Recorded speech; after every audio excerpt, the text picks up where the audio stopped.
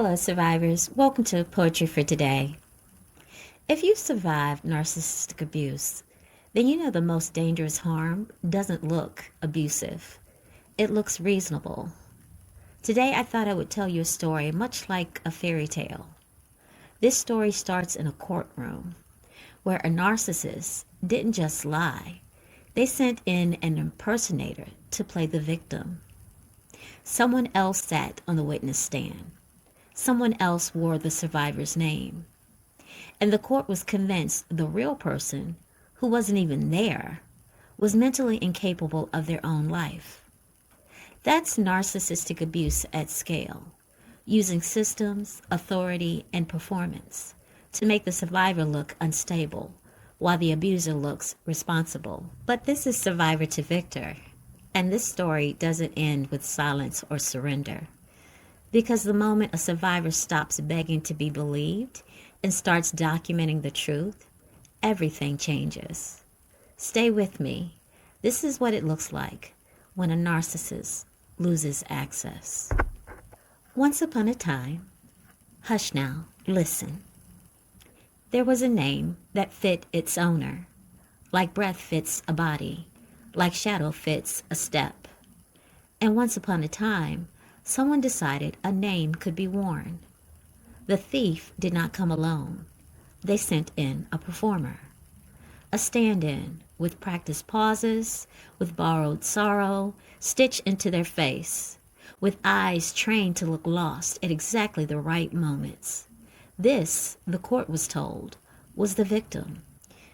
This quiet confusion, this fragile stillness, this person playing at being undone. The thief spoke sweetly. They always do. Said, they're not well.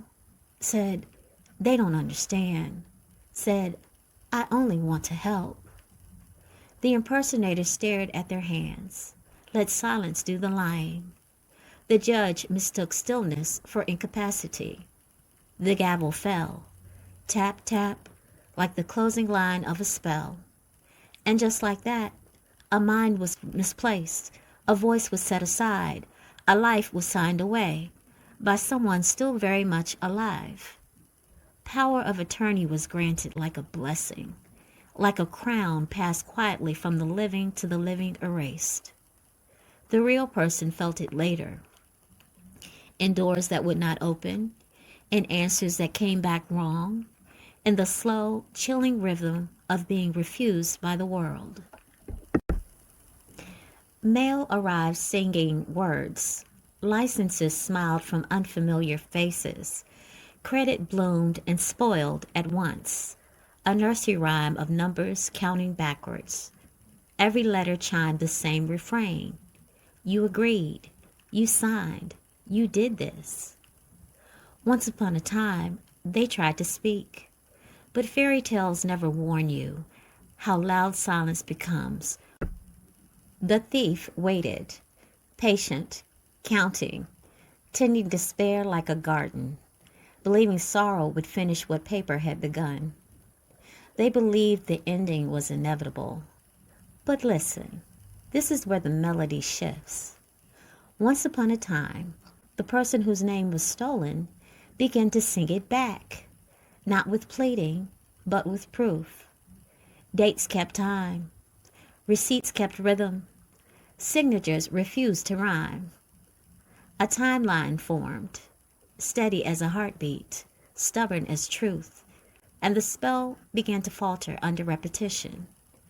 The impersonator forgot their cues. The lies lost their meter. Paper remembered what people had been taught to forget.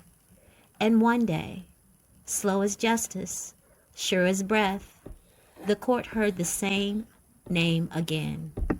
Not borrowed, not acted, spoken true. Power was taken back, keys returned, masks fell quietly, where everyone could see them. The person did not return to who they were before. Fairy tales rarely allow for that. They returned authored, alive, holding their name with both hands. And so the Story ends like this.